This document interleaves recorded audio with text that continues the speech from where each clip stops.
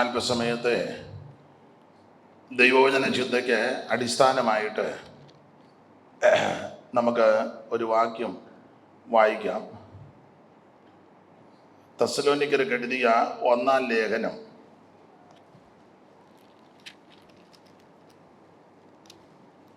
അതിൻ്റെ 3-ാം അധ്യായത്തിൻ്റെ 10-ാമത്തെ തിരുവെഴുത്ത് വായിക്കാം.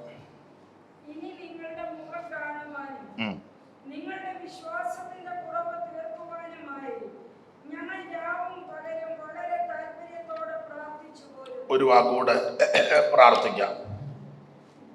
പരിശുദ്ധ പിതാവേ, ഈ വൈകിയ സമയത്തിന് സ്തോത്രം.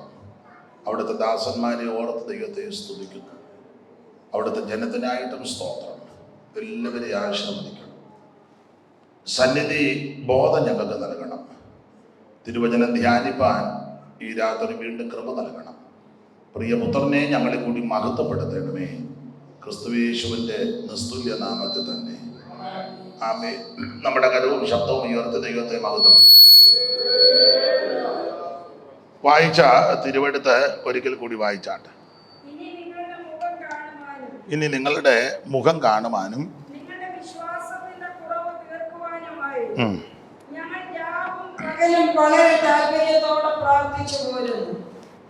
ഇനി നിങ്ങളുടെ മുഖം കാണുവാനും നിങ്ങളുടെ വിശ്വാസത്തിൻ്റെ കുറവ് തീർപ്പാൻ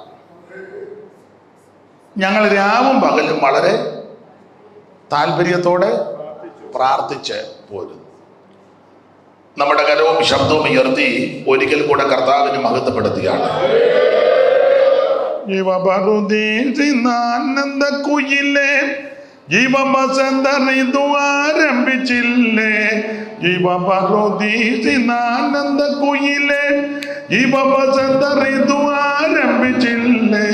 ജീവപറുദീസിനാനന്ദ കുയിലേ,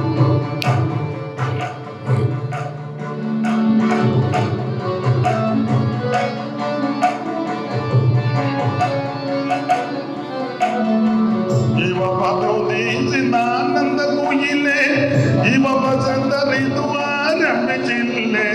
ജീവപറുദീസിനാനന്ദ കുയിലേ, ജീവബസന്തറിതു ആരംഭിച്ചില്ലേ.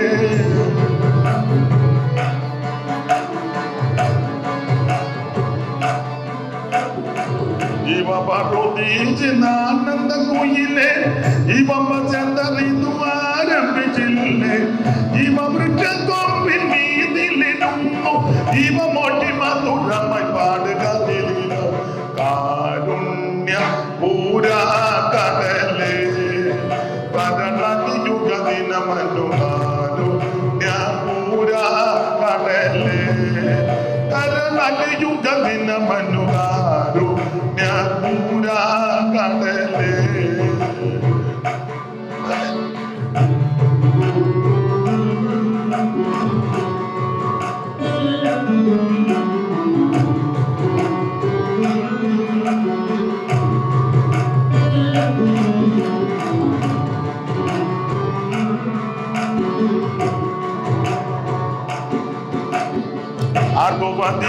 മനോഹരമാനിൽ സ്വർഗ യെരൂശലേം മാളിക മുറിയിൽ. മനോഹരമാനിൽ സ്വർഗ യെരൂശലേം മാളിക മുറിയിൽ.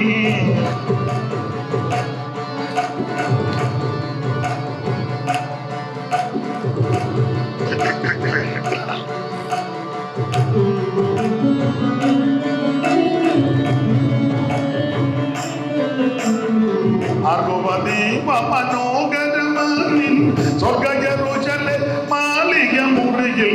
ദീർഘയുഗം വസിച്ചാനന്ദമാർപ്പ് വീഴ്ത്തിയാലും നിൻകരു യാതുബദലാമോ. ദീർഘയുഗം വസിച്ചാനന്ദമാർപ്പ് വീഴ്ത്തിയാലും നിൻകരു യാതുബദലാമോ. കാരുണ്യ പൂരാ കടലേ, കരളയുഗദിനമനു കാരുണ്യ പൂരാ കടലേ, കരളയുഗദിനമനു കാരുണ്യ പൂരാ കടലേ.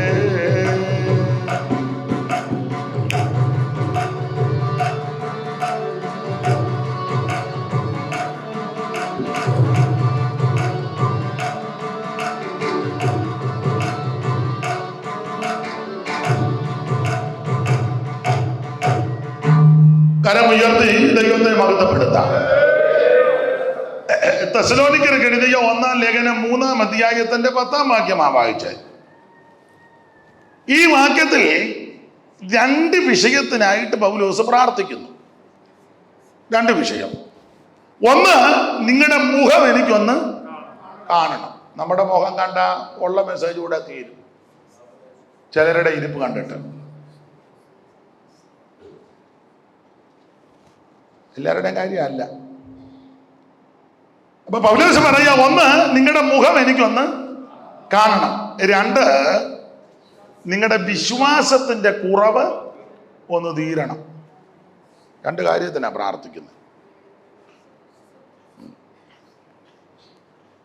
ഈ ദൈവശാസ്ത്രപരമായിട്ട് പഠിക്കുമ്പോൾ തെസ്സലോനിക്ക ലേഖനം അന്ത്യകാല ശാസ്ത്രപരമായ ലേഖനമാണ്. നമുക്കറിയാം 21 ലേഖനങ്ങളാണ് പുതിയ നിയമത്തിലെ. റോമാലേഖനം മുതൽ യൂദയുടെ ലേഖനം വരെ ഇത് മുഴുവൻ ഉപദേശ വിഷയങ്ങളാണ്. റോമാലേഖനം വിശ്വാസത്താനുള്ള നീതീകരണം, കൊരിന്ത് ലേഖനം നീതീകരിക്കപ്പെട്ട വിശുദ്ധന്മാരുടെ വിശുദ്ധീകരണം, ഗലാത്യ ലേഖനം വിശുദ്ധീകരിക്കപ്പെട്ട വിശുദ്ധന്മാരുടെ സ്വാതന്ത്ര്യം, എഫേസ്യ ലേഖനം സ്വാതന്ത്ര്യം പ്രാപിച്ച വിശുദ്ധന്മാരുടെ സ്ഥാനമാനം, ഫിലിപ്പിയ ലേഖനം സ്ഥാനമാനം പ്രാപിച്ച വിശുദ്ധന്മാരുടെ സന്തോഷം, കൊലോസ്യ ലേഖനം അങ്ങനെയുള്ളവരുടെ അവകാശം, തെസ്സലോനിക്ക ലേഖനം അവരുടെ പ്രത്യാശ, തിമോഥെയോസിന്റെ 2 ലേഖനവും തീത്തോസിന്റെ ലേഖനം അവർക്കുള്ള പ്രമാണം, ഫിലേമോന്റെ ലേഖനം അവരെ പ്രയോജനപ്പെടുത്തുക എന്നുള്ളത്, എബ്രായ ലേഖനം ഇങ്ങനെയുള്ളവർക്ക് വേണ്ടി ദൈവം ഒന്ന് കരുതി വെച്ചിട്ടുണ്ട്, യാക്കോബിന്റെ ലേഖനം അവര് പ്രവൃത്തിയിൽ കൂടി ക്രിസ്തുവിനെ വെളിപ്പെടുത്തി കൊടുക്കണം. വിശ്വാസം മാത്രം പറഞ്ഞുകൊണ്ടിരുന്നാ പോരാ. പത്രോസിന്റെ 2 ലേഖനം അങ്ങനെയുള്ളവർക്ക് അഴിഞ്ഞു പോകാത്തൊരു അവകാശം ഉയരത്തിലുണ്ട്. അവരോട് യോഹന്നാൻ ഉപദേശിക്കുന്നത് ആ ശരിയായ ദൈവസ്നേഹത്തിൽ നിന്നോണം. ഇങ്ങനെയൊക്കെ നിൽക്കുന്നവർക്ക് യൂദ പറയുന്നത് വീഴാതെ വണ്ണം സൂക്ഷിക്കുന്നൊരു ദൈവമുണ്ട്. ഇതാണ് 21 ലേഖനത്തിലെ ഉപദേശ വിഷയങ്ങൾ. തെസ്സലോനിക്ക ലേഖനം പ്രത്യാശകളുടെ ലേഖനമാണ്, അന്ത്യകാല ശാസ്ത്രം. 2 ലേഖനം എഴുതി. ഞാൻ എപ്പോഴും പറയും 2 ലേഖനത്തിലെ പ്രത്യക്ഷത യേശു ക്രിസ്തുവിന്റെ പ്രത്യക്ഷത. എല്ലാ ഭാഗവും എടുക്കുന്നില്ല. ഇതിലെ 3-ാം അധ്യായത്തിന്റെ 10-ാം വാക്യമാണ് നമ്മൾ വായിച്ചത്. ഈ വാക്യത്തിൽ 2 കാര്യത്തിന് പൗലോസ് പ്രാർത്ഥിക്കുന്നു. അത് ഒന്നുകൂടെ വായിച്ചേ. 1, നിങ്ങളുടെ മുഖം എനിക്കൊന്ന് കാണണം. ആരുടെയാ? തെസ്സലോനിക്കരുടെ മുഖം പൗലോസിനൊന്ന് കാണണം. 2, നിങ്ങളുടെ വിശ്വാസത്തിന്റെ കുറവൊന്ന് തീർക്കണം. അപ്പൊ ഈ വാക്യത്തിന്റെ വെളിച്ചത്തിൽ ഇവരിപ്പോൾ വിശ്വാസത്തിൽ എങ്ങനെ ഇരിക്കുക? കുറവുള്ളവരായിട്ടിരിക്കുക. ഈ 2 വിഷയത്തിനാണ് പൗലോസ് പ്രാർത്ഥിക്കുന്നത്. നമുക്കറിയാം, വിശ്വാസത്തിന്റെ കുറവൊന്ന് പരിഹരിക്കുക. വിശ്വാസത്തിന്റെ കുറവ്. ഈ തെസ്സലോനിക്ക ലേഖനം പഠിക്കുമ്പോൾ അനുഗ്രഹിക്കപ്പെട്ട ഒരു സഭയായിരുന്നു തെസ്സലോനിക്ക സഭ തുടക്കത്തിൽ. 1, ഇവരുടെ വിശ്വാസം വിശ്വപ്രസിദ്ധം. 8-ാം വാക്യം 1:8. നിങ്ങളുടെ അടുക്കൽ നിന്ന് കർത്താവിന്റെ വചനം മുഴങ്ങിച്ചെന്നത് മക്കദോനിയയിലും അഖായയിലും മാത്രമല്ല, എല്ലായിടവും നിങ്ങൾക്ക് ദൈവത്തിലുള്ള വിശ്വാസം പ്രസിദ്ധമായിരിക്കുന്നു. അതുകൊണ്ട് ഞങ്ങൾ ഒന്നും പറയുവാൻ ആവശ്യമില്ല. അതിന്റെ ഇച്ചിരി ഓളിയും താഴ്ച ഇതിന്റെ കൂടെ തലതിരിഞ്ഞാന്നല്ലോ ചെയ്യുന്നത്. അപ്പൊ ശ്രദ്ധിക്കുക. അത് ഇച്ചിരി താത്താ മതി. ഇത് മതി. തെസ്സലോനിക്കരുടെ വിശേഷത 1, ഇവരുടെ വിശ്വാസം വിശ്വപ്രസിദ്ധം. അതാ 8-ാം വാക്യം. ദൈവരാശി ഒന്നുകൂടെ വായിച്ച 8-ാം വാക്യം. നിങ്ങളുടെ അടുക്കൽ നിന്ന് കർത്താവിന്റെ വചനം മുഴങ്ങിച്ചെന്നത് മക്കദോനിയയിലും അഖായയിലും മാത്രമല്ല, എല്ലായിടവും നിങ്ങൾക്ക് ദൈവത്തിലുള്ള വിശ്വാസം പ്രസിദ്ധമായിരിക്കുന്നു. അപ്പൊ ഈ തെസലോനിക്ക സഭ നല്ല ക്വാളിറ്റിയുള്ള സഭയായിരുന്നു തുടക്കത്തിൽ. ഇവരുടെ ഒന്നാമത്തെ വിശേഷത ഇവരുടെ വിശ്വാസം വിശ്വപ്രസിദ്ധം. ആരംഭ സമയത്ത് പെന്തിക്കോസുകാരുടെ വിശ്വാസം വിശ്വപ്രസിദ്ധമാകാൻ കാര്യം മുഴുവൻ ദൈവത്തിലാണ്. പേപ്പട്ടി കടിച്ചിട്ട് പോലും മരുന്നെടുക്കാത്തവരുണ്ട്. ഉണ്ട്. ഇന്ന് പട്ടി കടിക്കണ്ട, പട്ടി സൈഡിൽ കൂടെ പോയാൽ മതി, ഉടനെ ഇഞ്ചക്ഷൻ എടുക്കാൻ പറയും. പണ്ട് പാമ്പ് കടിച്ചിട്ട് മരുന്നെടുക്കാത്തവരുണ്ട്. മൂർഖം പാമ്പ് കൊത്തി മരുന്നൊന്നും എടുത്തില്ല, പാമ്പ് ചത്തു. ഒത്തുകൊണ്ട് തള്ള എത്ര നാൾ ജീവിച്ചിരുന്നു. അതാ വിശ്വാസം. സ്തോത്രം. അത് വിശ്വപ്രസിദ്ധമാണ്. ഏതാണ്ട് പറഞ്ഞു കൊടുത്ത് ചുമ്മാതാന്നോ? പിന്നെ ആരെ? ആ, മരുന്നെടുത്തില്ല. അതാ ഞാനും പറഞ്ഞു. എവിടെയാ അത്? മുളക്കോട്. ആ, കോയിപ്പുറത്തെ കൊച്ചമ്മ 18 പ്രാവശ്യം പാമ്പ് കടിച്ചു. പാമ്പ് നാണം കെട്ട അവസാനം. ഓ, ഈ തള്ളയെ കൊത്തു കിട്ടും. അമ്മ 95 വയസ്സ് വരെ ജീവിച്ചിരുന്നു. വിശ്വാസമാതക. സ്തോത്രം. ഇതാ പ്രസിദ്ധം. അപ്പോൾ ഈ തെസലോനിക്കരുടെ വിശ്വാസം വിശ്വപ്രസിദ്ധം. ദൈവത്തിന്റെ മഹത്വം. കുമ്പനാട്ട് പണ്ട് കൺവെൻഷൻ നടക്കുക, സാറപ്പച്ചനുള്ള കാലത്ത് കെ എബ്രഹാം അവർകൾ അന്ന് ക്ഷീണിതനായി. പുള്ളി സ്റ്റേജിൽ ഇങ്ങനെ ഇരിക്കുകയാണ്. അന്ന് ഓലപ്പന്തല, ഇപ്പോഴല്ലേ വലിയ പ്രൗഢി. അന്ന് ഓലക്കീറ, ഓലപ്പന്തലിട്ട്. അപ്പം ഓരോ ഓലയായി ഇടുന്ന, ഓരോ ഓല, വലിയ ചൂടടിക്കാതിരിക്കാൻ ഓരോ ഓലയാണ്. അപ്പം കൺവെൻഷൻ ആരംഭിക്കുന്ന സമയത്ത്, ആരംഭിക്കാൻ തുടങ്ങിയപ്പോൾ മഴക്കാർ വന്നുകൊണ്ടു. മഴക്കാർ അങ്ങോട്ട് വന്നുകൊണ്ട് കാറ് കയറിക്കൊണ്ട് പെയ്യാൻ പോവുക. അപ്പോൾ കെ എബ്രഹാം അവർകൾ കൂടെയുള്ള വേലക്കാരോട് പറഞ്ഞു, അയ്യോ കൺവെൻഷൻ നടക്കുകയല്ലോ, മഴ വന്ന്. അവൻ 2 ദൈവനാസന്മാർ, ഒന്ന് കാരമ്പേലി മത്തായിച്ചൻ, നെല്ലിക്കാമണ്ണിലുള്ളതാണ്, കാരമ്പേലി മത്തായിച്ചനും പത്തിച്ചിറ യോനാച്ചനും. ഇവർ 2 പേരും വന്ന് കെ എബ്രഹാമിനോട് പറഞ്ഞു, സാറേ മഴയുടെ കാര്യം ഞങ്ങളേറ്റ്, സാറ് പ്രസംഗിച്ചോളാം.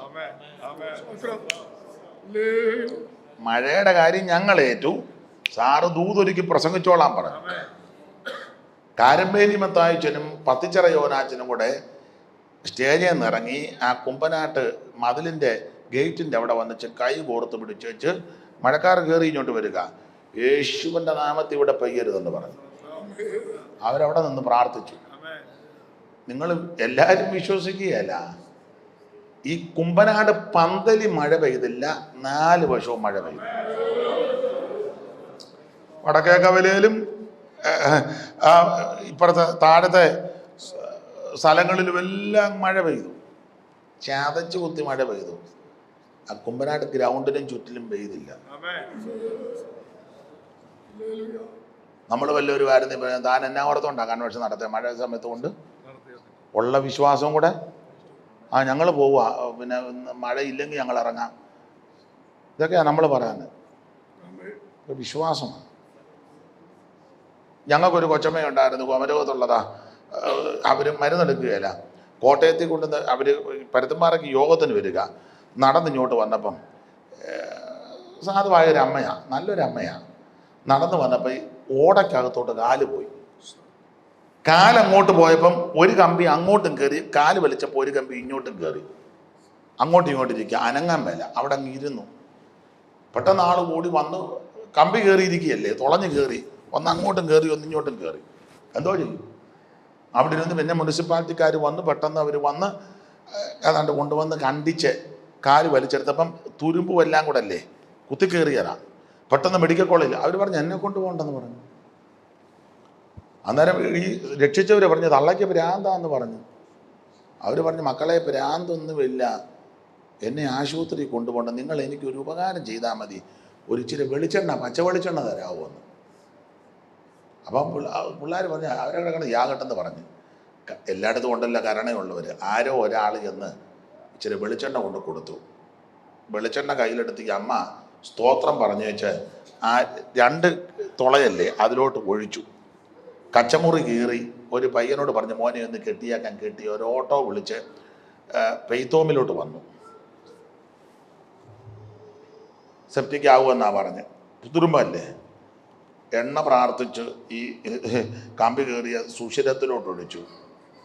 ഒറ്റയാഴ്ച കൊണ്ട് കരിഞ്ഞു.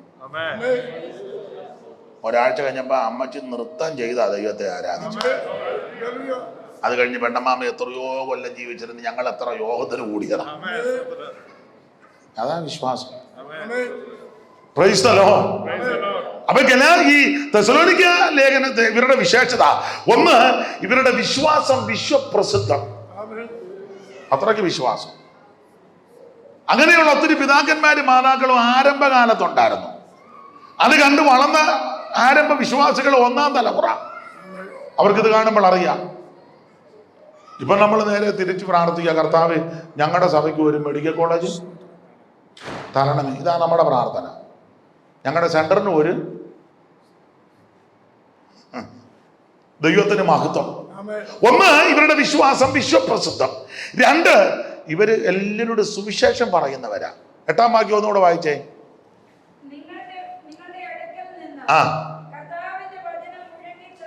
അപ്പം ഇവരുടെ അടുക്കാൻ വചനം ഒത്തിരി സ്ഥലത്തോട്ട് പോയി. ഇവർ അനേകരുടെ സുവിശേഷം പറയുന്നവരാ. അതൊരു നല്ല മാതൃകയല്ലേ? സ്തോത്രം. ഒന്ന്, ഇവരുടെ വിശ്വാസം വിശ്വപ്രസിദ്ധം. 2, ഇവരെല്ലാവരുടെ സുവിശേഷം പറയും. 7-ാം വാക്യം ഒന്ന് വായിച്ച. 7. ആ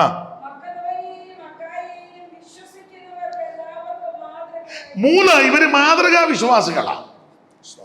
ഈ മാതൃക എന്ന് പറഞ്ഞാൽ ഞായറാഴ്ച ഇതിനകത്ത് നിന്ന് മാതൃക കാണിക്കുന്നതല്ല. 3 മണിക്കൂറുള്ള മാതൃകയല്ല, ബാക്കി 21 മണിക്കൂറും മാതൃക വേണം. മൊത്തം 24 മണിക്കൂറല്ലേ? ഇന്നിപ്പോ ഒരു 3 മണിക്കൂർ നല്ല മാതൃകയാണ് മിക്കയിടത്തും. ആ 3 മണിക്കൂർ വെള്ളയൊക്കെ ധരിച്ചു വന്ന് നിൽക്കുകയും ആ നിപ്പം കണ്ണിങ്ങനെ ഇടയ്ക്ക് മറയുന്ന കാണാം. ആ നിപ്പൊക്കെ കണ്ടാ നമ്മൾ ഓർക്കും. പണ്ടൊരു സഭയില് എല്ലാവരും ആത്മാവിൽ നൃത്തം ചെയ്തപ്പം ഭയങ്കര തീ കത്തുന്ന ആരാധന. അപ്പം സഭയിലെ ഒരു മൂപ്പം പറഞ്ഞു, പുള്ളി പറഞ്ഞതാ, വന്ന് കർത്താവേ ഇപ്പം വരികാന്നെ 3-4 എണ്ണത്തിനെ കൊണ്ടുപോകാന്ന് പറഞ്ഞു. 1.5 കഴിഞ്ഞാൽ ഒരെണ്ണത്തിന് കിട്ടുക. ഇപ്പം വരികാന്നെ ഇവിടുന്ന് ഒരു 3-4 എണ്ണത്തിന്. ആ മാതൃകയല്ല. 1, ഇവരുടെ വിശ്വാസം വിശ്വപ്രസിദ്ധം. 2, എല്ലാവരുടെ സുവിശേഷം പറയും. 3, ഇവര് മാതൃകാ വിശ്വാസികൾ. അതിലൊരു മാതൃക 6-ാം വാക്യം വായിച്ചേ. ബഹു കഷ്ടം സഹിക്കേണ്ടി വന്നിട്ടും അതാ ഒരു മാതൃക. സന്തോഷത്തോടെ വചനം കൈക്കൊള്ളും. അപ്പൊ നമ്പർ 1 സഭയായിരുന്നു ഈ തെസ്സലോനിക്ക സഭ. മാത്രമാണോ, കർത്താവിന്റെ വരവിനായി നോക്കി കാത്തിരിക്കുക. 9-ാം വാക്യം. എങ്ങനെയുള്ള പ്രവേശനം സാധിച്ചു വന്ന് ജീവനുള്ള ദൈവത്തെ സേവിക്കുവാനും അവൻ മരിച്ചവരുടെ ഇടയിൽ നിന്ന് ഉയർപ്പിച്ച തന്റെ പുത്രനും വരുവാനുള്ള കോപത്തിൽ നിന്ന്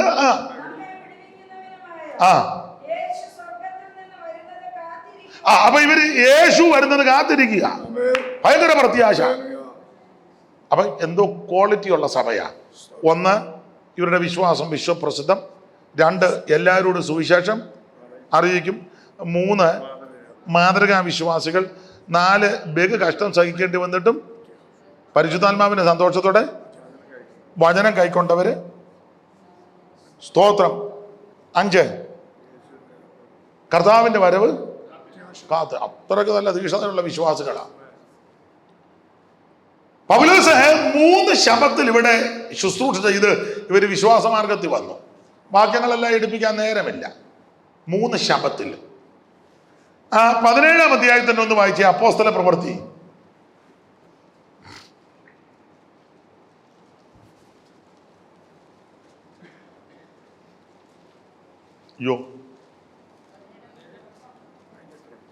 അമ്പി പോലീസ് എന്ന് വായിക്കാൻ ബുദ്ധിമുട്ടായതുകൊണ്ടാണോ? ഒരു പ്രത്യേക പോലീസാ. വായിച്ചു.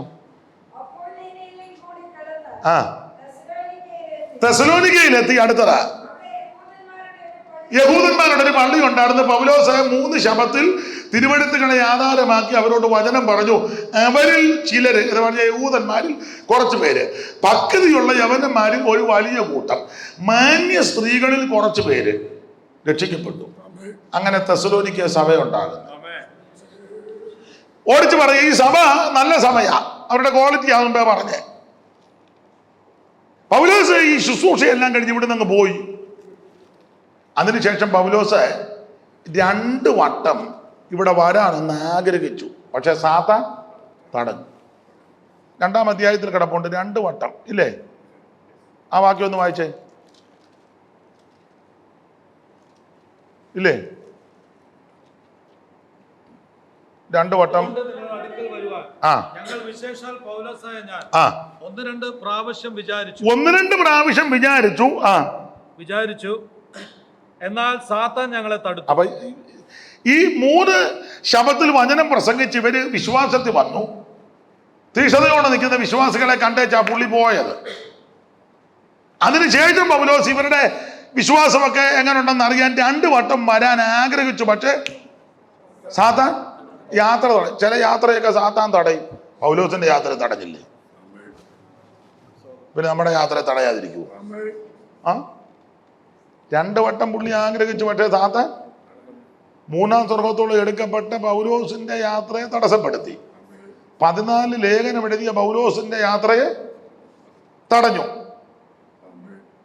കർത്താവിൽ നിന്ന് പ്രാപിക്കുകയും നിങ്ങൾ കേൾപ്പിച്ചു തരികയും ചെയ്തെന്ന അങ്ങനെയുള്ള പൗലോസിന്റെ യാത്രയെ, അപ്പൊ പിന്നെ ഇന്ന് വരെ ഒരു ലേഖനം വായിക്കാത്ത നിന്റെ യാത്ര തടയുകയല്ലേ? പുള്ളി 14 ലേഖനം എഴുതി, ഇന്ന് വരെ ആ ഒരു ലേഖനം പോലും നീ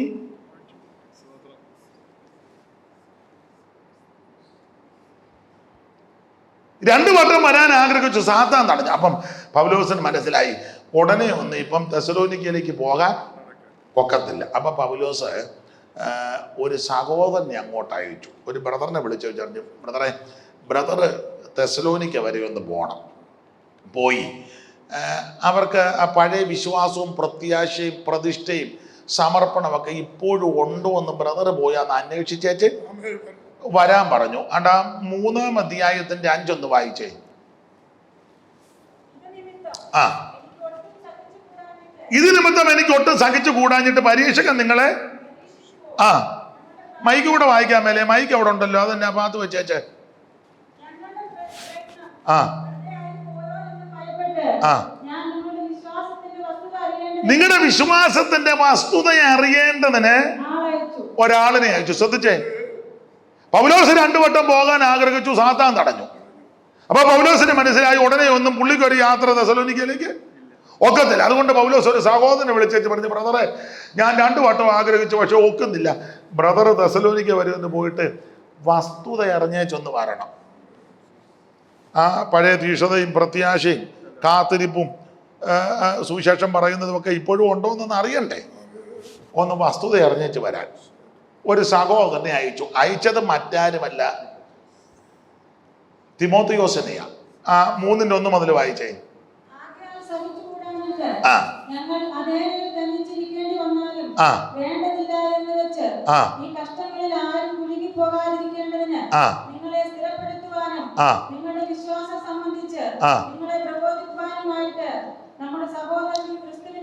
നമ്മുടെ സഹോദരനും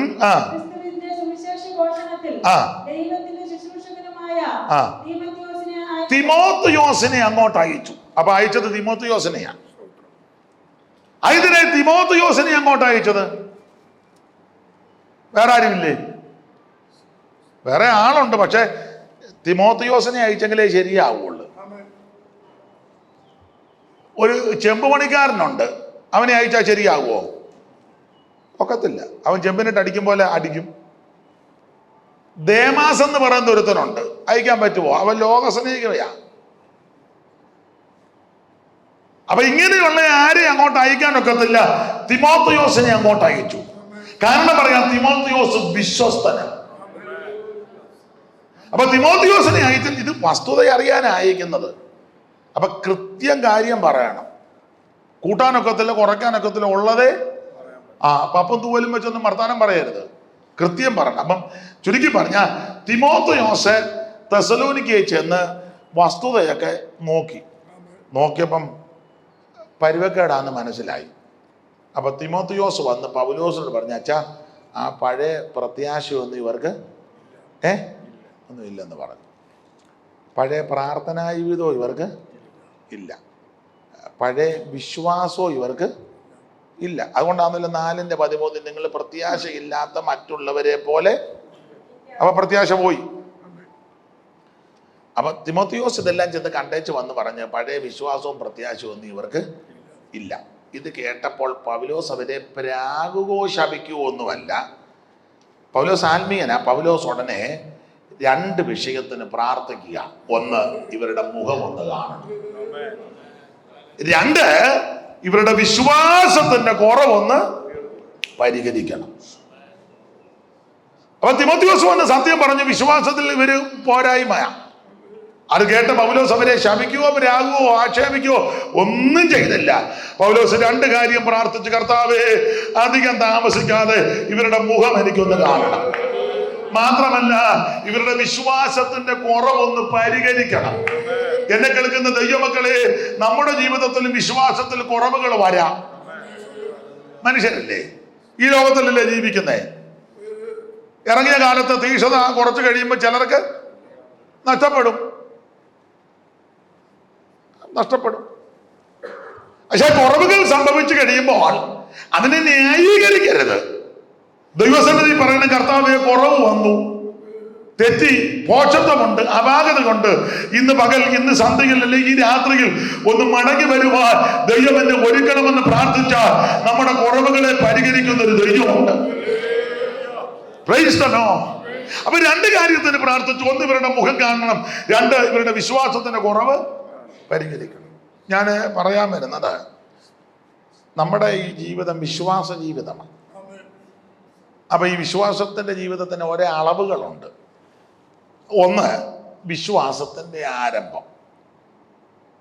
2, വിശ്വാസത്തിന്റെ വളർച്ച. 3, വിശ്വാസത്തിന്റെ തളർച്ച. 4, വിശ്വാസത്തിന്റെ പൂർത്തീകരണം. ഇതെല്ലാവരുടെ ജീവിതത്തിലുണ്ട്. വിശ്വാസത്തിന്റെ ആരംഭം, വിശ്വാസത്തിന്റെ തളർച്ച, വിശ്വാസത്തിന്റെ വളർച്ച, വിശ്വാസത്തിന്റെ പൂർത്തീകരണം. 4 കാര്യം. പൗലോസ് ഇവിടെ പ്രാർത്ഥിക്കുന്നവരുടെ വിശ്വാസത്തിന്റെ കുറവൊന്ന് പരിഹരിക്കണം. അപ്പൊ കുറവ് പരിഹരിക്കണമെങ്കിൽ കുറവുണ്ടല്ലോ, എല്ലാവർക്കും അത് സംഭവിക്കാം. ഇന്ന് രാത്രി ഇവിടെ ഇരിക്കുന്നവർക്കൊക്കെ അത് സംഭവിച്ചെന്ന് വരാം. നമുക്ക് വചനത്തിൽ നിന്ന് ചില കാര്യം ചിന്തിക്കാം. വിശ്വാസത്തിന്റെ ആരംഭം, വിശ്വാസത്തിന്റെ തളർച്ച, വിശ്വാസത്തിന്റെ വളർച്ച, വിശ്വാസത്തിന്റെ പൂർത്തീകരണം. ഇത് 4ഉം അബ്രഹാമിന്റെ ജീവിതത്തിൽ വന്നു. വിശ്വാസികളുടെ പിതാവ് അബ്രഹാമാണല്ലോ, അല്ലേ? ഇങ്ങോട്ട് ഇരിപ്പ് കണ്ട നിങ്ങളാന്ന് തോന്നുന്നു. വിശ്വാസികളുടെ പിതാവ് അബ്രഹാം. വിശ്വാസികളുടെ മാത്രമാണോ? ഞാൻ പറയാറുണ്ട്, ഇന്ന് ലോകത്തിൽ പാർക്കുന്ന മാനവ ജനതയിൽ 4ൽ 3 വിഭാഗത്തിന്റെ പിതാവ് അബ്രഹാമാണ്. ലോകം മുഴുവനുള്ള സകല വിശ്വാസികളുടെ പിതാവ് അബ്രഹാമാണ്. ലോകം മുഴുവൻ പാർക്കുന്ന സകല മുസ്ലിം സഹോദരന്മാരുടെയും പിതാവ് ഇബ്രാഹിം, അവരുടെ പിതാവാ. മാത്രമാണോ, ഇന്ന് ലോകത്തിൽ പാർക്കുന്ന സകല യഹൂദന്റെയും പിതാവ് ആരാ? അബ്രഹാമാ. അപ്പോൾ ഇന്ന് ലോകത്തിൽ പാർക്കുന്ന മാനവ ജനതയിൽ 4ൽ 3 വിഭാഗത്തിന്റെ പിതാവ് അബ്രഹാമാ. ചെറിയ ആളല്ല. ഈ അബ്രഹാമിന്റെ ജീവിതത്തിൽ ആരംഭവും തളർച്ചയും വളർച്ചയും പൂർത്തീകരണവും നമുക്കൊന്ന് ചിന്തിക്കാം. അബ്രഹാമിന്റെ വിശ്വാസത്തിന്റെ ആരംഭം അതിശ്രേഷ്ഠമാണ്. ആരംഭം. കാരണം അബ്രഹാമിനെ ദൈവം വിളിച്ചു വേർതിരിച്ചു. അബ്രഹാമിന്റെ വിളിയെ പരാമർശിക്കുന്ന ഒരു പദം, ഞാൻ അവനെ ഏകനായിട്ട് വിളിച്ചെന്ന. വായിച്ചേ, യെശയ്യാ പ്രവചനം 51:2, യെശയ്യാവ് 51:2. പെട്ടെന്ന് വായിക്കണേ. നിങ്ങളുടെ പിതാവായ അബ്രഹാമിലേക്ക്, നിങ്ങളുടെ പ്രസവിച്ച സാറായിലേക്കും തിരിഞ്ഞു നോക്കുവിൻ. ഞാൻ അവനെ ഏകനായിട്ട് വിളിച്ചു, അവനെ അപ്പൊ ശ്രദ്ധിക്കുക, നിങ്ങളുടെ പിതാവായ അബ്രഹാമിലേക്ക് നിങ്ങളെ പ്രസവിച്ച സാറയിലേക്ക് തിരിഞ്ഞു നോക്കുമ്പോൾ ഞാൻ അവനെ ഏകനായിട്ട് വിളിച്ചു. അബ്രഹാമിന്റെ വിളി ആരംഭം അതിശ്രേഷ്ഠം. ഏകനായിട്ട് വിളിച്ചെന്ന് പറയാൻ അബ്രഹാമിന്റെ കുടുംബം വലിയ കുടുംബമാണ്. ഏതാണ്ട് 1800 ശിഷ്ടം അംഗങ്ങളുള്ള മഹത്തായ ബൃഹത്തായ ഒരു വലിയ കുടുംബമാണ് അബ്രഹാമിന്റെ കുടുംബം. പക്ഷെ ആ കുടുംബത്തിൽ നിന്ന് ഒരുത്തനെ മാത്രമേ ആ ദൈവം വിളിച്ചു. എന്റെ പ്രിയരെ, നിങ്ങളുടെ കുടുംബത്തിൽ ഉന്നതന്മാരും ശ്രേഷ്ഠന്മാരും മിടുക്കന്മാരും കഴിവുള്ളവരും അംഗബലവും ഒക്കെ കാണും. വലിയ കുടുംബമായിരിക്കും, ഞാൻ എതിർക്കുന്നില്ല. പക്ഷേ ആ കുടുംബശ്രേഷ്ഠത പറയുന്നതിലും ഉപരി ആ കുടുംബത്തിൽ നിന്ന് ചിലപ്പോൾ ദൈവം നിങ്ങളെ മാത്രമാണ് വിളിച്ചത്. അങ്ങനെ വിളി കേട്ടിറങ്ങിയ നിങ്ങൾ സങ്കടപ്പെട്ടത് പറയരുത്. നമ്മളോട് ഞാൻ ചിലരോട് ചോദിക്കും, എല്ലാവരും വിശ്വാസത്തിലാണോ? ഇല്ല വാസ്തവ, ഈ ദേശത്തെല്ലാം ഞങ്ങളുടെ ആൾക്കാർ, ആ മെയിൻ റോഡിന്റെ അപ്പുറം ഇപ്പുറം എല്ലാം ഞങ്ങളുടെ ഫാമിലിയാണ്. എല്ലാവരും എഞ്ചിനീയേഴ്സും ഡോക്ടേഴ്സും പ്രൊഫസേഴ്സും എല്ലാം വലിയ ബിസിനസ്. എന്നെ മാത്രോ ദൈവം ഈ പൊട്ടം വർത്താനം പറയാവോ എന്ന് പറഞ്ഞാൽ എൻ്റെ ദൈവം വലിയ പെടുകുടിക്കകത്ത് കൊണ്ടിട്ടത് പോലെ. നീ പറയേണ്ടത് എങ്ങനെയാന്ന് ചോദിച്ചാൽ, എൻ്റെ പാസ്റ്ററെ, ഈ റോഡിന്റെ 2 സൈഡും ഞങ്ങളുടെ കുടുംബക്കാർ മിടുക്കന്മാരുണ്ട്, പക്ഷെ അവരുടെ നടുവിൽ നിന്ന് എൻ്റെ ദൈവം എന്നെ വിളിച്ചു. അത് സന്തോഷത്തോടെ പറയണം, അല്ലാതെ മോങ്ങിയും കരഞ്ഞു വന്ന് വല്ല പറഞ്ഞു എന്നെ മാത്രം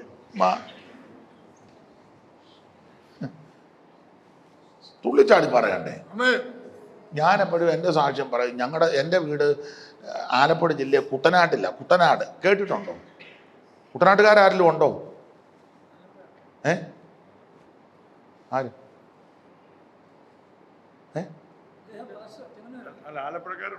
ആലപ്പുഴ ജില്ലയാണെന്നുള്ളൂ, കുട്ടനാടല്ല. ഓ, ആല എവിടെ അപ്പർ കുട്ടനാടാകുന്നത്? ചെങ്ങന്നൂരൊന്നും അപ്പർ കുട്ടനാടല്ല. എടത്തുവ, വാണ്ടങ്കേരി, തായങ്കേരി, പച്ച, ചെക്കടിക്കാടൊക്കെ ആവും അപ്പർ കുട്ടനാട്. നേരണമൊക്കെ പിന്നെ മേൽപ്പാടം, നേരണം, ചെക്കടിക്കാട്, പച്ച, പിന്നെ എടത്തുവ, നേരണം, തായങ്കേരി, കണ്ടങ്കേരി, ഊരിക്കേരി, മിത്രക്കേരി, പിന്നെ പേരശ്ശേരി കഴിഞ്ഞ് റെയിൽവേ ക്രോസാണ്. അവിടെ ഒന്നും കുട്ടനാടല്ല, ചുമ്മാ ഊളത്തരം പറയാം. അപ്പൊ ശ്രദ്ധിച്ചേ, പ്രോപ്പർ കുട്ടനാട് ഉണ്ട്, അപ്പർ കുട്ടനാട്. ചമ്പക്കുളം, പുളുങ്ങുന്ന, നെടുമുടി, കൈനകരി, കാവാലം, പുളുങ്ങുന്നെല്ലാം കുട്ടനാടാണ്. അപ്പം ഞാൻ പിന്നെ അത് പറഞ്ഞ് തർക്കം ഉണ്ടാക്കാൻ വന്നതല്ല. വളരെ പ്രഗത്ഭന്മാരുണ്ട് കുട്ടനാട്ടിൽ. പണ്ട് എൻ്റെ ഒരു സഹോദരൻ, ഞാൻ ഒരു കല്യാണം ആലോചിക്കാൻ എന്നെയും കൂടെ കൊണ്ടുപോയി. അവനും ഉണ്ട്, അവൻ്റെ ചേട്ടനും ഉണ്ട്. അപ്പം ഞങ്ങൾ ആ വീട്ടിൽ ചെന്നപ്പം അവിടുത്തെ പെണ്ണിനെ ആലോചിക്കാൻ ചെന്നതാ, എന്നെയും കൂടെ കൊണ്ടുപോയതാ. അപ്പം അവിടെ ചെന്നപ്പം അവിടുത്തെ തള്ള ചോദിച്ചു, എവിടാ വീട്? പെണ്ണിൻ്റെ അമ്മ. അപ്പം ഞാൻ പറഞ്ഞു, അമ്മാമേ ഞങ്ങൾ കുട്ടനാടാ. ഓ, വെള്ളക്കുഴിയല്ലേ? വെള്ളക്കുഴി. ഞാൻ പറഞ്ഞു, തള്ളേ നിങ്ങൾ വർത്തമാനം പറയുന്നത്. വെള്ളം പൊങ്ങിയപ്പോൾ റാന്നി കട വരെ മുങ്ങി, വെള്ളക്കുഴിയാണോ?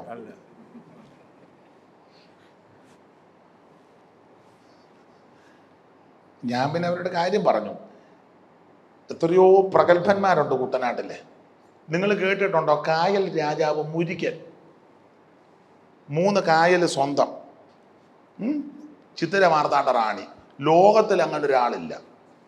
കായൽ രാജാവ്, വിവരിക്കാൻ നേരമില്ല. കായൽ രാജാവ് മുരിക്കൻ. അദ്ദേഹത്തിന്റെ ബന്ധുക്കാരനാ പാറായി തരകൻ. ഒത്തിരി വിവരിക്കാനുണ്ടെന്ന് പോട്ടെ. 2 സർദാർ KM പണിക്കര്, നെഹ്റു മന്ത്രിസഭ അംബാസഡർ ആയിരുന്നു. പുള്ളി ഒടുവിൽ മൈസൂർ സർവകലാശാലയുടെ വൈസ് ചാൻസലർ ആയിരുന്നു. സർദാർ KM പണിക്കര് കാവാലംകാരന്, ഞങ്ങളുടെ അയൽവക്കവാ. മുരിക്കൻ ഞങ്ങളുടെ അയൽവക്കവാ. ആ സർദാർ KM പണിക്കരുടെ അനന്തരവന കാവാല നാരായണ പണിക്കര്, പെങ്ങടെ മകൻ. അദ്ദേഹത്തിൻ്റെ മകനാ കാവാല ശ്രീകുമാർ, സംഗീത വിദ്വാന. അവരുടെ ബന്ധുക്കാരാ ട്രാവൻകൂർ സിസ്റ്റേഴ്സ്, ലളിത പത്മിനി രാഗിണി. മാത്രമല്ല വേറൊരു first cousin doctor Ayyappa Panicker. അതിനടുത്ത സ്ഥലമാ പുളുങ്ങുന്ന്, കുട്ടനാട്ടില. അവിടെ പ്രഗത്ഭനായ ഒരു മനുഷ്യനുണ്ട്, IC ചാക്കോ, പുളുങ്ങുന്നുകാരൻ IC ചാക്കോ. അയാൾ 1800 ലണ്ടനിൽ പോയി പഠിച്ച ആളാ, ഭൂഗർഭശാസ്ത്രം, ജിയോളജി. അയാൾ 75 കൊല്ലം മുമ്പ് അയാൾ പറഞ്ഞു കുട്ടനാട്ടിൽ കുടിവെള്ള ക്ഷാമം വരുമെന്ന്. അന്നേരം പറഞ്ഞ് ലണ്ടനിൽ പോയതിൻ്റെ വട്ടാന്ന്, ഇപ്പത്താണ്ട വെള്ളമില്ലാതെ കിടന്നു പോടേന്ന്. അയാൾ 75 കൊല്ലം മുമ്പ് പറഞ്ഞ് ഇങ്ങനെ വരുമെന്ന്. അത്രയ്ക്ക് പ്രഗത്ഭന. ഇന്ത്യ കണ്ടതിലേക്കും വെച്ച് പ്രഗത്ഭനായൊരു മനുഷ്യനാ MS സ്വാമിനാഥൻ കമ്മീഷൻ. കുട്ടനാട്ടുകാരനാ, മങ്കമ്പി സ്വാമിയുടെ മോന, ഹരിത വിപ്ലവം. അങ്ങനെ എത്രയെത്ര പേര്. എന്നാ തള്ള പറഞ്ഞ വെള്ളക്കുഴിയാന്ന്. തള്ളക്ക് ലണ്ടനിൽ എഴുതാൻ പോലും അറിയാൻ മേല. അപ്പൊ ഞാനിത് പറഞ്ഞു വന്നത്, അങ്ങനെയുള്ള പ്രഗത്ഭന്മാരും വിദ്യാനിപുണന്മാരും ആഢ്യത്വമുള്ളവരും സാമ്പത്തിക ഭദ്രതയുള്ളവരൊക്കെ മിടുക്കന്മാരൊക്കെ ഉള്ള ആ ദേശത്ത് നിന്ന് മുരിക്കന് 3 കായൽ. എനിക്ക് അന്ന് ഒരു പറ കണ്ടം പോലും ഇല്ല. പക്ഷെ എന്നെ ദൈവം തെരഞ്ഞെടുത്തു. ഐസി ചാക്കോ ലണ്ടനിൽ പോയി പഠിച്ചു. ഞാൻ 10ാം ക്ലാസ് പോലും തികച്ചില്ല. പക്ഷെ ദൈവം എന്നെ തെരഞ്ഞെടുത്തു. മൈസൂർ സർവകലാശാലയുടെ വൈസ് ചാൻസലർ സർദാർ KM മണി. ഞാൻ ഇന്ന് വരെ ഒരു സർവകലാശാലയിലും കയറിയിട്ടില്ല. കയറണമെന്നൊക്കെ ഉണ്ട്, ആര് കയറ്റാനാ? പക്ഷെ ദൈവം തെരഞ്ഞെടുത്തു. അപ്പൊ ഞാൻ പറഞ്ഞത്, അവർക്കൊക്കെ ലഭിക്കാത്ത പദവിയാ ദൈവം നമുക്ക് തന്നിരിക്കുന്നത്. നിങ്ങളുടെ കുടുംബത്തിൽ ഉന്നതന്മാരും മിടുക്കന്മാരും ശ്രേഷ്ഠന്മാരും കാണും. പക്ഷേ അവർക്ക് വെളിപ്പെടാത്തതും അവർക്ക് മറഞ്ഞിരുന്നതും സാധുവാകുന്ന നമുക്ക് ദൈവം വെളിപ്പെടുത്തി. ഓർത്തോർത്ത് ദൈവത്തെ ശ്രദ്ധിക്കണം. എന്റെ ഭാഷ പറഞ്ഞാൽ തുള്ളിച്ചാടി ദൈവത്തെ മഹത്വപ്പെടുത്തണം. കുടുംബക്കാരും ചാർച്ചക്കാരും വരും, അവിടെ കരഞ്ഞും കൂവി ഒന്ന് നിൽക്കണം. നല്ല തടിപ്പുറത്തെ വെടി പോലെ നിന്നോണം. പറയണം, ഞാനൊരു ദൈവ പൈതലാ. യേശു എന്നെ രക്ഷിച്ചു, എന്റെ പാപം യേശു മോചിച്ചു. വൻക്രിയൻ നടന്നു കർത്തനെന്റെ ഞാനവന്റെ. വൻക്രിയൻ നടന്നു കർത്തനെന്റെ ഞാനവന്റെ. താൻ വിളിച്ചു, ഞാൻ പിഞ്ചെന്നു സ്വീകരിച്ചു തഞ്ചത്തെ. താൻ വിളിച്ചു, ഞാൻ പിഞ്ചെന്നു സ്വീകരിച്ചു തഞ്ചത്തെ.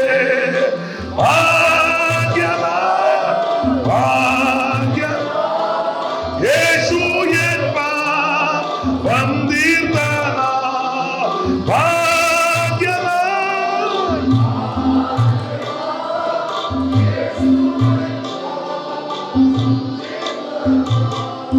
കാത്തു പ്രതി കാരാകിന ആർത്തു ദോഷി കാരാകിന ഭാഗ്യവാൻ.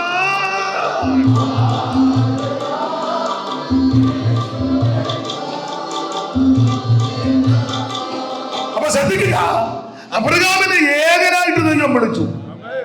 വലിയ മഹാകുടുംബത്തിൽ നിന്ന് ഒറ്റയ്ക്ക് ദൈവം വിളിച്ചെന്ന വലിയ കാര്യമല്ലേ? അബ്രഹാമിനെ കുടുംബം പഠിക്കുമ്പോൾ ഒന്ന് വലിയ അംഗബലമുള്ള കുടുംബമാണ്. പക്ഷെ അബ്രഹാമിനെ മാത്രമാണ് വിളിച്ചത്. 2, അബ്രഹാമിന്റെ ജാതി കൽദയ ജാതിയാ. കൽദയ ജാതിയിൽ പ്രഗത്ഭരാ. ആരെയും വകവെക്കാത്ത ജാതിയാ കൽദയര്. കൽദയരുടെ ഭാഷയും വിദ്യയും കേമമാണ്. അതുകൊണ്ടില്ലേ ദാനിയേലിനെയും ശദ്രക്കിനെയൊക്കെ കൊണ്ടുവന്ന് ആ ഭാഷ പഠിപ്പിച്ചേ. കൽദയ വിദ്യ അത്രയ്ക്ക് പ്രഗത്ഭമായ ജാതിയാ കൽദയര്. പക്ഷെ ആ കുടുംബത്തിൽ നിന്ന് ഒറ്റയ്ക്ക് വിളിച്ചിറക്കി. മാത്രമല്ല, അബ്രഹാം മെസപ്പൊട്ടോമിയയിൽ ജനിച്ച ആളാ. ലോക സംസ്കാരത്തിൽ നമ്പർ 1 മെസപ്പൊട്ടോമിയൻ സംസ്കാരം. പിന്നെ ഹാരപ്പ, മോഹൻജിദാരോ, സിന്ധു നദീതട, അതൊക്കെ പിന്നെ വന്നതാ. നമ്പർ 1 അതിൻ്റെ എല്ലാം അമ്മത്തൊട്ടില് മെസപ്പൊട്ടോമിയായ സംസ്കാര സമ്പന്ന. ആ സംസ്കാര സമ്പന്നമായ മെസപ്പൊട്ടോമിയ എന്ന ദൈവം വിളിച്ചിറക്കി. മാത്രമല്ല 5 അബ്രഹാം പട്ടണവാസിയാ. കൽദയ പട്ടണമായ ഊര് ടൗണിൽ ജീവിച്ച ആളാ. അവിടെ നിന്നാ ദൈവം വിളിച്ചത്. അല്ല, ചെറിയ ആളൊന്നും അല്ല. നിങ്ങൾ ചിന്തിക്കുന്നത് ഗതികെട്ടാപ്രാതം പോലെ കിടക്കുകയായിരുന്നു എന്നാ വാടാനും പറഞ്ഞ് ഒരു പോക്ക് വഴി ഇല്ലാതെ അല്ലല്ല. ഇത്രയ്ക്ക് എന്തെല്ലാം ക്വാളിറ്റി ഉണ്ട്. പക്ഷേ തേജോമയനായ ദൈവം പ്രത്യക്ഷപ്പെട്ടപ്പോൾ അബ്രഹാം ഇതെല്ലാം വിട്ടു. അപ്പൊ ആരംഭം അതിശ്രേഷ്ഠമാണ്. വിശ്വാസത്തിന്റെ ആരംഭം 7-ാം അധ്യായത്തിന്റെ 1 വായിച്ചേ. അപ്പോസ്തല പ്രവൃത്തി 7-ാം അധ്യായത്തിന്റെ 1. ഇത് ഉള്ളത് തന്നെയോ എന്ന് മഹാപുരോഹിതൻ ചോദിച്ചത്. അവൻ പറഞ്ഞത്, സഹോദരന്മാരും പിതാക്കന്മാരുമായ പുരുഷന്മാര് കേട്ടുകൊള്ളുവിൻ. നമ്മുടെ പിതാവായ അബ്രഹാം ഹാരാന് വന്ന് പാർക്കുന്നതിന് മുൻപ്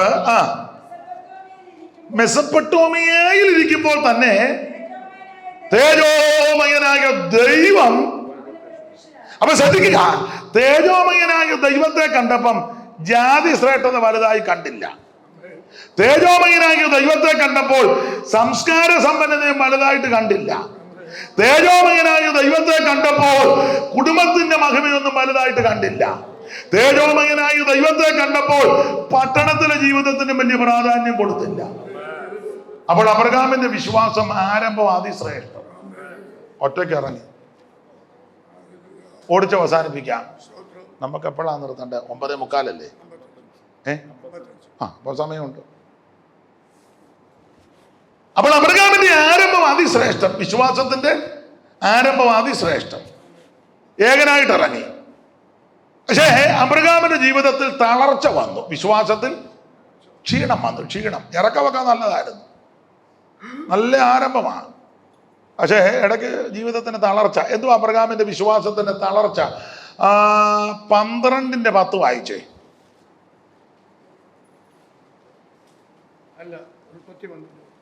ഉൽപ്പത്തി 12:10. ദേശത്ത് ക്ഷാമമുണ്ടായി.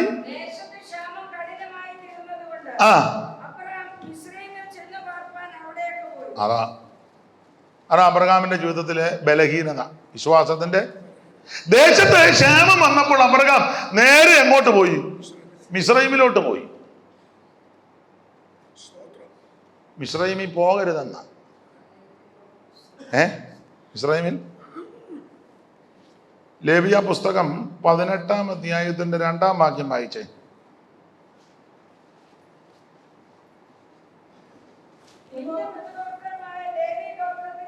18-ആണോ?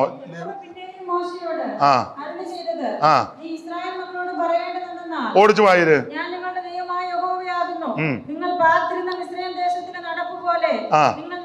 നടക്കരുത്, നിങ്ങൾ ചെല്ലുന്ന കിടന്ന കനാൻ ദേശത്തുള്ള നടപ്പ് പോലെയും അരുത്. അടുത്ത വാക്യം.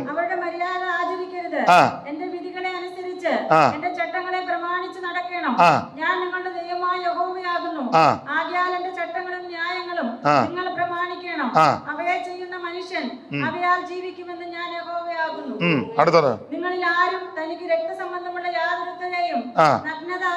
അപ്പൊ ശ്രദ്ധിക്കുക, താരോട്ട് പഠിച്ചു വരുമ്പോൾ നിങ്ങൾ മിസ്രയീമിലെ നടപ്പനുസരിച്ച് നടക്കരുത്. ഇനി മേൽ ആ വഴിക്ക് പോവുകയും ചെയ്യരുത്. ചതഞ്ഞ് ഓടക്കോലാകുന്ന മിസ്രയീമിനെ ആശ്രയിക്കുകയും ചെയ്യരുത്. അതിനാ മിസ്രയീം ശപിക്കപ്പെട്ടതാ. മിസ്രയീം എന്ന് പറഞ്ഞാൽ ഈ നോഹയ്ക്ക് 3 മക്കളുണ്ടായിരുന്നു. ആരൊക്കെയാ? ഷേമും ഹാമും യാബത്തും. അതിൽ ഷേമിന്റെ വംശത്തിൽപ്പെട്ടതാണ് അബ്രഹാം. ഹാമിന്റെ വംശത്തിൽപ്പെട്ടതാണ് ഈ മിസ്രയീമും ഫെലിസ്തീനുമല്ല. വായിക്കാമെങ്കിൽ പെട്ടെന്ന് വായിക്കാമോ? ഉൽപ്പത്തി 10:1, 10:6. അപ്പൊ നോഹയ്ക്ക് 3 മക്കള്, ഷേമും ഹാമും യാബേത്ത്. അതിലെ ഷേമിന്റെ വംശത്തിൽപ്പെട്ടതാണ് അബ്രഹാം. 11:10 വായിച്ചേ. ഷേമിന്റെ വംശപാരമ്പര്യം. അവന് ഷേമിന് 100 വയസ്സായപ്പോൾ ജലപ്രളയത്തിന് മുമ്പ് 2 സംവത്സരം കഴിഞ്ഞപ്പോൾ അർപ്പക്ഷാദിനെ, 12-ാം വാക്യം, അർപ്പക്ഷാദിന് അവൻ ശാലേഖിനെ ജനിപ്പിച്ചു. 14-ാം വാക്യം, ശാലേഖിന് അവൻ ഏബേരിനെ ജനിപ്പിച്ചു. 16-ാം വാക്യം, ഏബേരിന് അവൻ പെലേഗിനെ ജനിപ്പിച്ചു. 18-ാം വാക്യം, പെലേഗിന്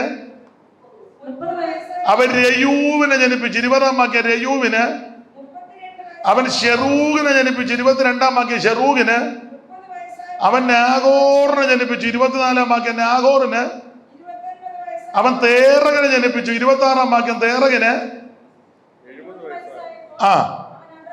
അബ്രഹാം എന്നുണ്ടോ?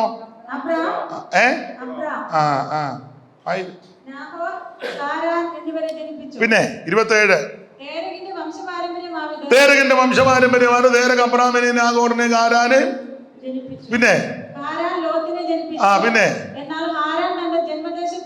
കൽദയരുടെ പട്ടണമായി ഊരി വെച്ച് തന്റെ അപ്പനാകുന്ന തേരകന് മുന്നേ മരിച്ചുപോയി. അബ്രാമിന്റെ ആഗോറും ഭാര്യമാര് കെടുത്തു. അബ്രാമിന്റെ ഭാര്യയ്ക്ക് സാറായി എന്നും ആഗോറിന്റെ ഭാര്യയ്ക്ക് മിൽക്ക എന്നും പേര്. അടുത്ത വാക്യം.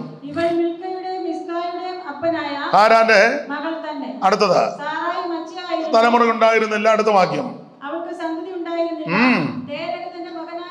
തേരകത്തിന്റെ മകനാകുന്ന അബ്രഹാമിനെയും ആ തേരകത്തിന്റെ മകനാകുന്ന അബ്രഹാമിനെയും ഹാരാന്റെ പുത്രനായ തന്റെ പൗത്രൻ ലോത്തിനെയും തന്റെ മകനായ അബ്രഹാമിന്റെ ഭാര്യയായി മരുമകൾ എന്ന സാറായെയും കൂട്ടിക്കൊണ്ട് കൽദയരുടെ ഒരു പട്ടണമായ ഊരിൽ നിന്ന് കനാൻ ദേശത്തേക്ക് യാത്രയാക്കുവാൻ പുറപ്പെട്ടു. അങ്ങനെ അവർ ഹാരാൻ വരെ വന്ന് അവിടെ പാർത്തു. തേരകന്റെ ആയുഷ്കാലം 205 സംവത്സരം. തേരക് ഹാരാന് വെച്ച് മരിച്ചു. ഇതാണ് അബ്രാഹ്മിക പാരമ്പര്യം. അപ്പൊ നോവയ്ക്ക് 3 മക്കള്, ഷേം, ഹാം, യാബത്ത്. ഷേമിന്റെ 10ാം തലമുറ അബ്രഹാം. രണ്ടാമത്തവൻ ഹാം. ഏതാ? നോഗയുടെ രണ്ടാമത്തെ മകൻ ഹാം. ഹാമിന് 4 പിള്ളേര്, 10ന്റെ 6.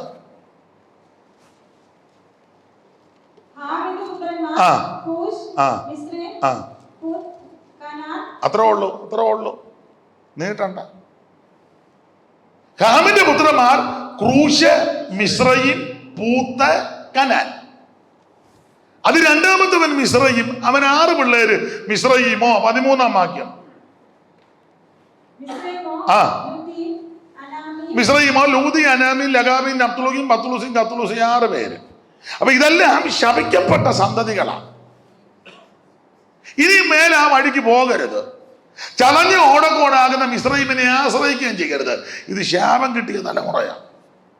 പക്ഷെ അബ്രഹാം നേരെ എങ്ങോട്ട് പോയി? ഇതാ ബലഹീനത. ദേശത്തെ ക്ഷാമം കഠിനപ്പെട്ടപ്പോൾ അബ്രഹാം നേരെ, എന്ന് പറഞ്ഞാൽ അബ്രഹാം ദൈവാലോചന ചോദിച്ചില്ല.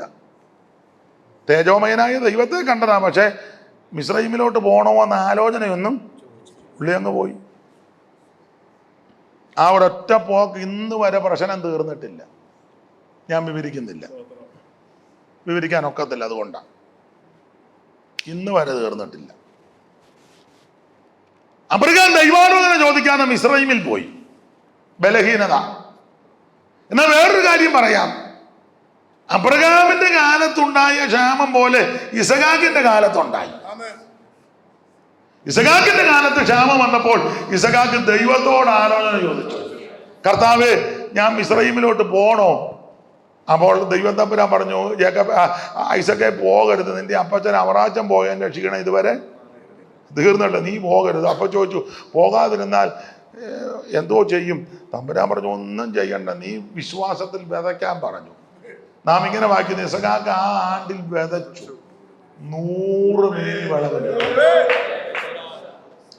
ഇതിനകത്തൊരു ആത്മീക പാഠം പറയാം. പ്രതിസന്ധികളും പ്രശ്നങ്ങളും വരുമ്പോൾ സ്വന്തമായിട്ട് തീരുമാനമെടുത്ത് പോകരുത്. നീ ദൈവാലോചന ചോദിക്കണം. Praise the Lord. അവര് വരും പറയുന്നത് കേട്ട് യാത്ര ചെയ്യരുത്. നീ ദൈവത്തോട് ആലോചന ചോദിക്കണം. ദൈവത്തോട് ആലോചന ചോദിച്ചാൽ ദൈവം ക്ലിയർ ആയിട്ട് പറയും. ഇത് പറഞ്ഞു കഴിയുമ്പോൾ അതനുസരിച്ച് നിന്നാൽ ആ ദേശത്ത് ദൈവം നിന്നെ മാനിക്കും. നിങ്ങളുടെ പുസ്തകം പഠിച്ചേ, ഈ വേറെ പുസ്തകം മൊത്തം പഠിച്ചാൽ ആ ആണ്ടിൽ ഇസഹാക്ക് വിതച്ചു 100 മേനി. അതിന് മുമ്പ് ആരും വിതച്ചിട്ട് കിട്ടിയില്ല. ഇതിന് ശേഷവും ആരും വിതച്ചിട്ട് കിട്ടിയില്ല. നിങ്ങൾ വേറെ പുസ്തകം പഠിച്ചു. ഇസഹാക്കിന് മുമ്പ് പലരും വിതച്ചു, ആർക്കും കിട്ടിയിട്ടില്ല. ഇസഹാക്കിന് ശേഷവും പലരും വിതച്ചു, ഒരുത്തർക്ക് ഇസഹാക്കിന് മാത്രമേ കിട്ടിയുള്ളൂ 100 മേനി.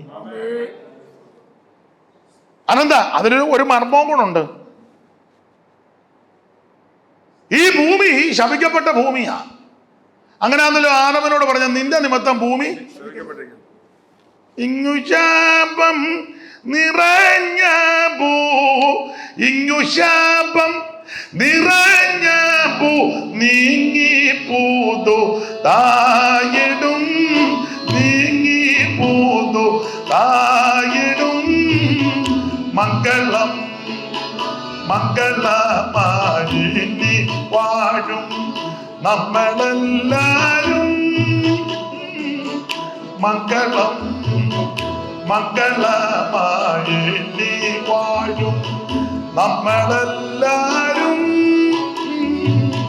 മംഗളം. ഈ വിഷാണു കളകന്നു, ഈ വിഷാണു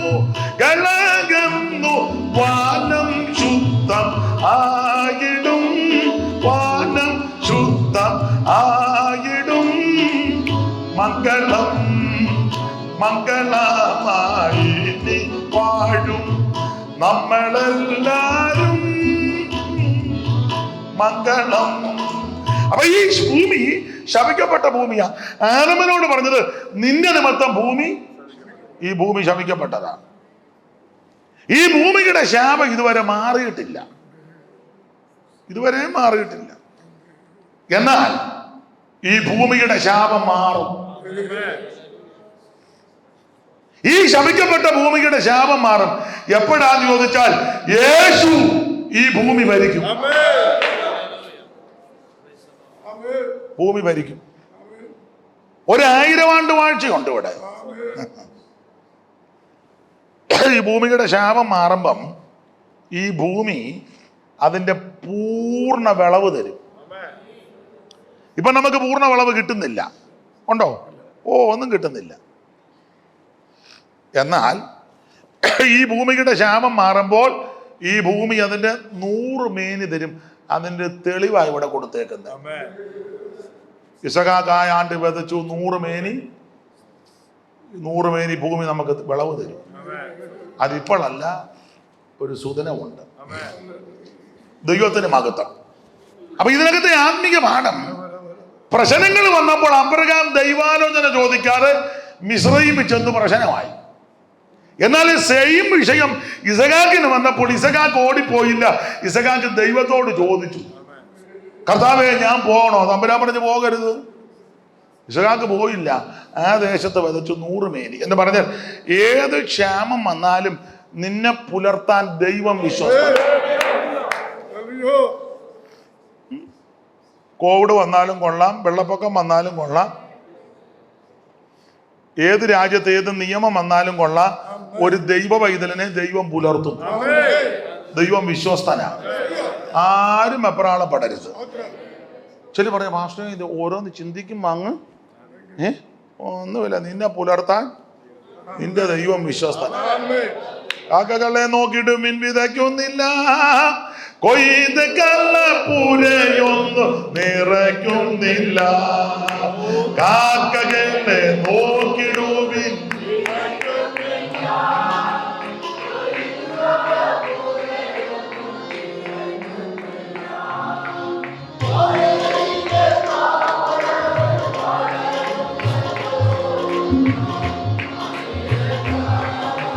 പുലരുന്നല്ലോ വയലിലെ താമരകൾ, വളരുന്നല്ലോ നന്നാൽ വാനിലെ പറവകൾ.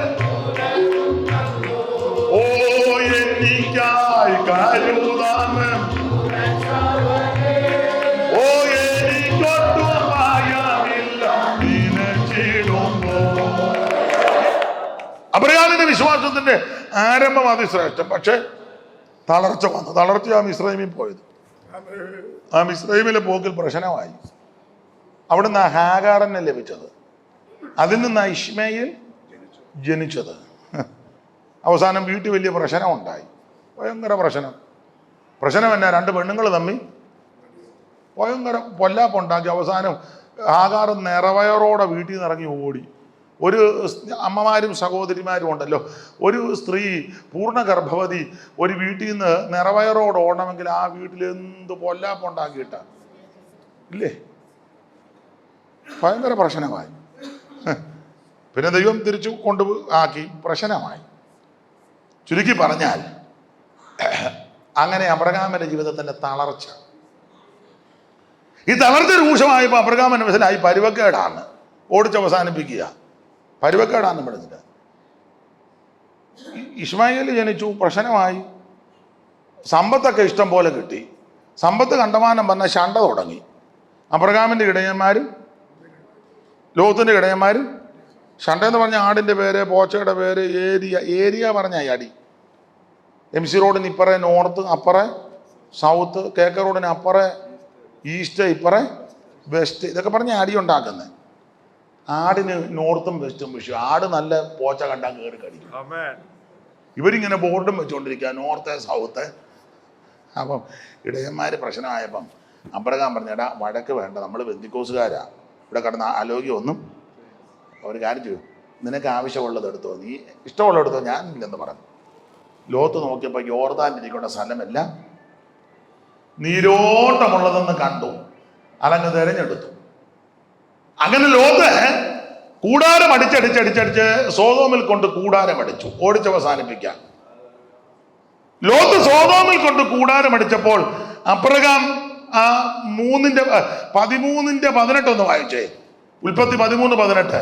അപ്പോൾ അബ്രാം കൂടാരം നീക്കി ആ. ഹെബ്രോനിൽ മമ്രയുടെ തോപ്പിൽ വന്ന് പാർത്തു. ആ, അവിടെ യഹോവയ്ക്ക് ഒരു യാഗപീഠം പണിതു. ഞാനൊരു വാക്ക് പറഞ്ഞ ലോത്ത് കൂടാരം അടിച്ചടിച്ച് സോദോമിൽ കൊണ്ട് കയറ്റി. അവിടെ ആരാധനയൊന്നുമില്ല കേട്ടോ. സോദോമില് സഭായോഗമൊന്നും, പുള്ളി ഇങ്ങനെ പട്ടണവാതിക്കൽ ഇങ്ങനെ ഇരുന്നെല്ലാം കണ്ടും കേട്ടും അഭിപ്രായമൊക്കെ പറഞ്ഞു ഇരിക്കും. അതുകൊണ്ടാണ് പുള്ളി അപ്പം മരുമക്കള് ആലോചിച്ചു, അപ്പച്ചൻ ചുമ്മാ, അവിടെ കൂട്ടായ്മയൊന്നുമില്ല. പക്ഷെ അബ്രഹാം നേരെ വിശ്വാസത്തിൽ ബലപ്പെട്ടു. അബ്രഹാം നേരെ ഹെബ്രോൻ കൂട്ടായ്മ, മമ്രയുടെ തോപ്പ്, മമ്രെ ബലം, അവിടെ യാഗപീഠം, ആരാധന. ലോത്ത് സോദോമിൽ ചെന്ന് വലഞ്ഞു പോയി. അങ്ങനെയാണല്ലോ വാക്യം, വലഞ്ഞു പോയ. അപ്പൊ ലോത്ത് വലഞ്ഞു. അബ്രഹാം നേരെ വിശ്വാസത്തിൽ തളർച്ച വന്നെങ്കിലും ബലപ്പെട്ടു, വളർച്ച. ഹെബ്രോൻ കൂട്ടായ്മ, മമ്രെ ബലം, യാഗപീഠം, ആരാധന. ഞാനിങ്ങനെ പൂരിപ്പിക്കുന്നത്, അബ്രഹാം കൂട്ടായ്മയിൽ വന്ന് ആരാധിച്ച് ബലപ്പെട്ടു. ലോത്തിന് കൂട്ടായ്മയും കൂടിവരവൊന്നുമില്ലാതെ വലഞ്ഞപ്പോൾ അബ്രഹാം വിശ്വാസത്തിൽ ബലപ്പെട്ടു. അബ്രഹാം കൂട്ടായ്മയിൽ വന്നാൽ, പ്രിയരെ, ഈ കൂട്ടായ്മയാണ് നമ്മുടെ ബലം. അതുകൊണ്ട് നിങ്ങൾ ഈ കൂട്ടായ്മ മുടക്കരുത്. ഈ രാജ്യത്ത് പ്രതിസന്ധികളും പ്രശ്നങ്ങളും ഒക്കെ ചിലപ്പോൾ കണ്ടെന്ന് വരാം, ജോലി മറ്റു. പക്ഷേ അതിന്റെ എല്ലാ നടുവിൽ നിൽക്കുന്നത് എങ്ങനെയാണെന്നറിയാമോ? ഈ കൂട്ടായ്മ ഉള്ളത് കൊണ്ടാണ്, ഈ പ്രാർത്ഥനയുള്ളത് കൊണ്ടാണ്. ഒരു വിഷയം പൊതുവിൽ പറയുമ്പോൾ കൈ ഓർത്ത് പിടിച്ച് പ്രാർത്ഥിക്കും. നിനക്ക് വേണ്ടി ന്യായീകരിക്കുന്ന ഒരു കൂട്ടമുണ്ട്. അതുകൊണ്ട് കൂട്ടായ്മയിൽ വന്ന് ആരാധിച്ച് ബലപ്പെടണം. അബ്രഹാം വിശ്വാസത്തിൽ ശക്തിപ്പെട്ടു. വിവരിക്കുന്നില്ല. 14-ാം അധ്യായത്തിൽ യുദ്ധത്തിൽ അബ്രഹാമിന് ജയമുണ്ടായി. ജയിക്കാൻ കാര്യം എന്നാണെന്നറിയോ? 13 ആരാധിച്ച് ബലപ്പെട്ടത് കൊണ്ടാണ്. ആരാധിച്ച് ബലപ്പെടുന്ന നിനക്കാ ജയം. രാജാക്കന്മാരെ അല്ലേ പരാജയപ്പെടുത്തിയത്? അമ്രാബേൽ, അരിയോക്ക്, കെതറായ, മൊർസീദാൻ എല്ലാം കൊലകമ്പന്മാരാ. അവർ അച്ഛൻ പോയി രക്ഷപ്പെടാൻ ജയിക്കാൻ കാര്യം ഒരു യാഗപീഠമുണ്ട്, ഇവിടെ ഒരു കൂട്ടായ്മയുണ്ട്. Praise the Lord. കൂട്ടായ്മയും ആരാധനയുമുള്ള ദൈവമക്കൾക്ക് ജയമുണ്ട്. അബ്രഹാം വിശ്വാസത്തിൽ ശക്തിപ്പെട്ടു. ബാക്കി ഭാഗം ഇനി പ്രസംഗിക്കുന്നില്ല, സമയമായല്ലോ. എന്നോട് പറഞ്ഞ സമയമായി, മതി. വിശ്വാസത്തിൽ ആദ്യം ആരംഭം നല്ലതാ, പിന്നെ തളർച്ച വന്നു, തളർന്ന് തന്നെ തീർന്നില്ല, ബലപ്പെട്ടു. ആ ബലപ്പെട്ടത് കൂട്ടായ്മയില്ല. ആരും ഈ കൂട്ടായ്മ വിട്ട് ആരും പോകരുത്. ഈ കൂടിവരെ വിട്ട് വേറെങ്ങും പോകരുത്. പോയാൽ അധോഗതിയാ. ഈ കൂട്ടായ്മയും ആരാധനയുമാണ് നമ്മുടെ ബലം. യഹോവയാകുന്ന യാഗം നമ്മുടെ ബലമാണ്. ദൈവമക്കൾ ഒന്ന് ചാർപ്പിട്ടാൽ എരിഹോ മതിൽ തകരും. ദൈവമക്കളെ, ദൈവദാസന്മാരുടെ ഉള്ളങ്കാല് വേൽവെള്ളത്തിൽ മുട്ടിയാൽ ഒഴുക്ക് നിൽക്കും. ഒന്ന് ചാർപ്പിട്ടാൽ എരിഹോ തകർന്നു മാറും. വിശ്വസിക്കുന്നവർ ദൈവത്തിന് മഹിത കരയട്ടെ.